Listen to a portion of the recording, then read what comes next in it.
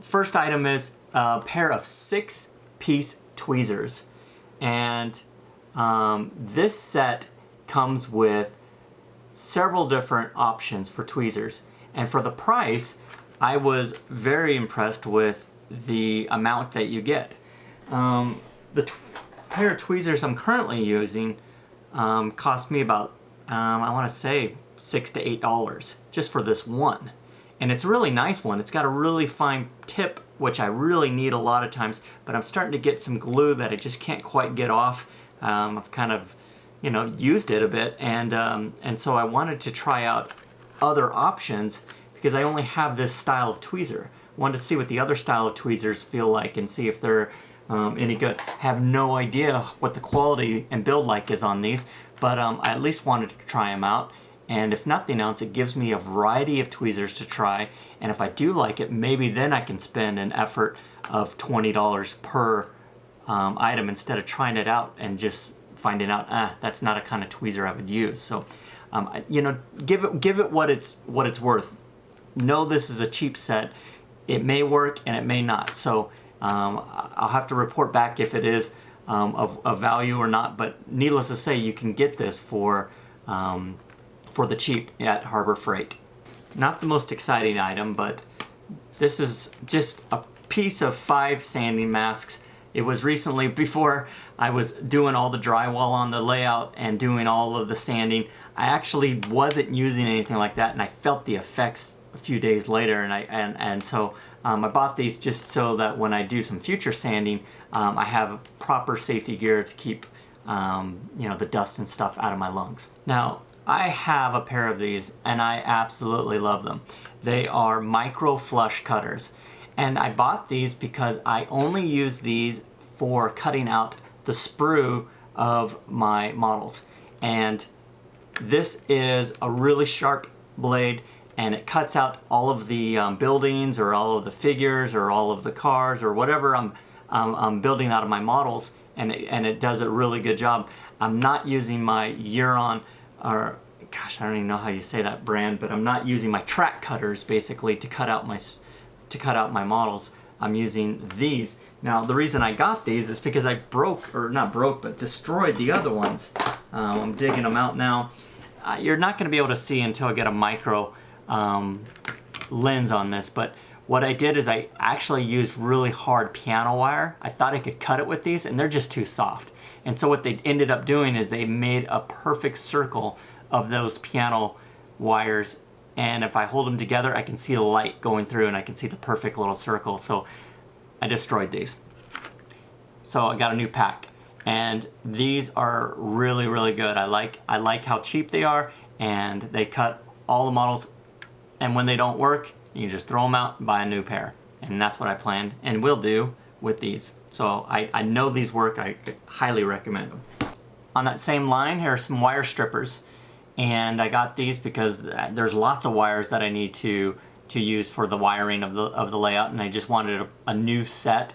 I have one, but I'd made the same mistake as I took the cutter part of these and I tried to cut that piano wire again. It's too hard, it's steel, and it bent the cutters, and so I ended up destroying the pair that I had, which wasn't a Harbor Freight kind, I don't believe, but needless to say, they got that fun little hole right in the middle of their cutters. So I just wanted to pick up another pair, and I think these were less than $5. So these next ones are a 4-piece magnetic welding holders. Now, I don't plan to do any welding, but they come in 4 pieces, and I actually have some being used right now, and I'll show you in the B-roll. But what you can use for this is potentially it has ability to make a 90-degree angle, and so you can take your models and put them at a 90-degree angle magnetically, get them together. I'm going to take one off right now so we can see it on camera, and they just stick together. And so you imagine you take the 2 ends, you put it together against that, and then magnetically come to the other side, hold it, or hold it here. And these, I'm excited to try these out because they use them for welding, put up steel, but I can put my plastic models in there to get nice sharp 45-degree angles and magnetically hold them in place. And I believe this, I'll put the pricing in the description, but these were super cheap, under $10. And I'm just gonna try them out. I know Bachmann makes some between $20 and $30. Other kind of companies make some. Again, everything's like $20, $30 for these types of things, and these were less than $10. So it's worth a shot. I'm gonna try them out, and if nothing else, they're just fun magnets to play with, and I'll have 100 uses for these kinds of things around the house if I don't end up using them for the model room. I still have plans to buy some of the gluing clamps that you can buy from Bachmann or from Perez or some of these other brands, or maybe Micromark has a really cool tray. And I plan on actually buying some of those because I want to try them out. I've never used them before, but in the meantime, I get to try some cheap Harbor Freight magnets and see how they work. Speaking of other useful things, here's a sign. Now, it's about 10 inches by 14 inches. It's about 50/50ths of an inch thick, and it's a styrene type of material. I have no plan to use the actual writing of this, but I'm gonna use this as a base, and I'll paint up my base and build my buildings on top of one of these. And this was less than $5, and I get this large surface area.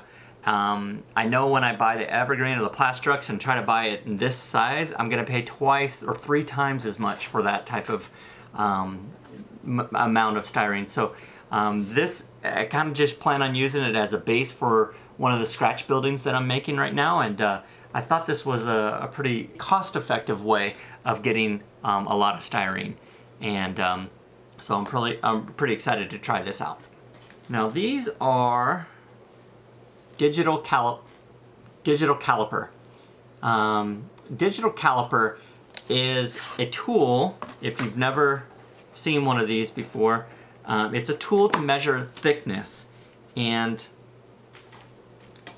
it has a digital display here, and then you use it and you can measure thickness. So for example, I'm going to turn it on and I'm going to zero it out right here, and now I'm going to take that board and I'm going to put it between, and I'm going to hold it together, and I got a reading that tells me it's basically like buying a 0.050 thickness. That's the measurement it's showing, and so I can measure pieces of styrene that I have laying around, and I can organize them a little better. And this is a 40. This is, you know, a cube, and I can measure it and figure out, oh, this is 80, and then you turn it the other way, 80 by 100. Okay, so it's not completely square, but it has useful measurement. Anyway, I plan on using that to just help me with little measurements around the layout that I need to make. And this is a little 4-inch one. I just can't imagine I needed a bigger one than that, at least for what I'm doing. And it's cheap. It's less than $20, and it's something to try, and I've never owned one of these before. Now, when you go to Harbor Freight and you use a coupon, or they have coupons typically in the system, you make a purchase, you get something. And I had the plan to get a LED light with my purchase, and for whatever reason the coupon fell out of my pocket. I didn't have it, but online they always have a coupon, and so the purchase free item that came with my purchases this time was a tarp. I had no plans to buy a tarp, and I was thinking, why? I don't need a tarp. Why am I getting a tarp? I guess it's free. I'll take it. I'll find a way to use it. And then as I got it and was coming home, I was thinking, you know what? The last time I went and did, because I don't have a proper spray booth for painting, and I painted in my garage, I laid out a bunch of newspaper and I did some quick spray painting. Well, now I have a tarp. I can just easily throw this disposable tarp over things and I can do my spraying. It's now a spray tarp. So I'm gonna use the tarp for my spraying needs until I get a proper spray station.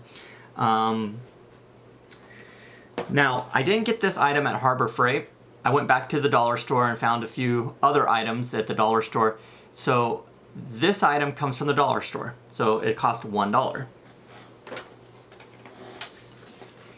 And you're thinking, oh, it's a picture frame.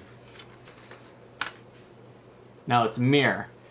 And why I got it is because, I'm gonna use the mirror because, and I'll show you B-roll of it now, but this mirror is going to come in handy with a couple areas of my layout where I want to, you know, take out the wall and make it look larger and make the layout look greater than it is, so it doesn't just run into a blank wall or run into, you know, it makes this 10 by 10 room look larger in the corners. And I've read many articles about modelers using them. I've never done it before, so here's a cheap, you know, mirror that's like an 8 by 10 size that I get to at least experiment with, and it was $1. Okay, this item comes from the dollar store, and I bought 2 of these. They hold 38 ounces, and they have screw top lids. And so you can put some items in here. Why I bought this is because I've gone out into the Arizona desert and I've collected hundreds of pounds of different colors of dirt. And I plan to sift that dirt, get it down to different colors, quantities, and I need a large collection to store those different samples into. And I have lots of recycled 2-liter bottles, milk cartons, sour cream containers, I mean, just all this. But when it comes down to, okay, I have my final mix and I'm gonna actually store it and have it on a shelf or, you know, properly put it away, I'd like to have a uniform way of doing that. And maybe these dollar store containers are a way of doing that. At least that's what I'm thinking. I bought only 2, just wanted to see what it was like. I've been collecting bottles for a while. Ended up finding these larger ones. Let's see if I can get, no, they have 64 ounces. Ended up finding these at Goodwill at a thrift store. If you can see the difference in sizing. Now, I just can't find a consistent, you know, thing at the thrift store. I only found 2 of these at a time. And I'm trying to get I'd like to have a uniform looking system. So I know Woodland Scenic sells some shaker canisters, but I can buy 6 of those for, I think it's like $20. So that's not gonna work. I need a lot more volume for a lot less, and maybe these dollar items are a way to go. The next item I wanna talk about is a metal square. I got this one. It's about 10 inches this way and about 6 inches the short side. So 10 by 6. And the only other square I had in my workshop was like this, and that didn't really come in very handy when I needed to have buildings, and I was trying to square them up and make sure they were accurate walls. And I thought this would come in handy with not just model making, but also obviously anything else construction wise that I'll need a proper square for. And I love the thickness of this thing. I can't even quite bend it. It's super thick, so I'm pretty happy about that. The next item I'd like to talk about is helping hands with an LED lights. This is a tool that you can use to put small parts on, and I'll try to hold up the item as I've built it. It's got these alligator clips here. Typically you use it to maybe put 2 wires together, clip them here, clip the other one there, the wires are there, then you can solder them. And I plan to use this to not only help me learn how to solder better, but also just if you're building any kind of intricate parts and you need a third hand to hold some items, this is the tool that's going to be used to that. It has an LED light on it too, and it also has a magnifying glass, so you can potentially look in there and see the items even closer. So I'm excited to see how this is used in my model making. You can also put your soldering iron here as well. But the biggest thing was at least this part of it, just the 2 alligator clips holding something as I'm soldering. And the few times that I have attempted to solder, they've been really poor. And so I've needed a tool like this to help me hold wires or hold small things, maybe glue some items. I don't know. We'll see how useful it turns out to be, but again, another good bargain at Harbor Freight. Okay, so that's all the items that I made in this short little haul. Let me know in the comments what items you're using that I haven't talked about that you could probably share with the community here. I know there's so many more tools and tips and things that are out there, and my hope of making this video is to encourage you to share your ideas so that we can kind of keep spreading this wonderful hobby of ours and spreading amazing tips that we each can use in our own model railroads. So thanks for tuning in, and we'll catch you on the next video.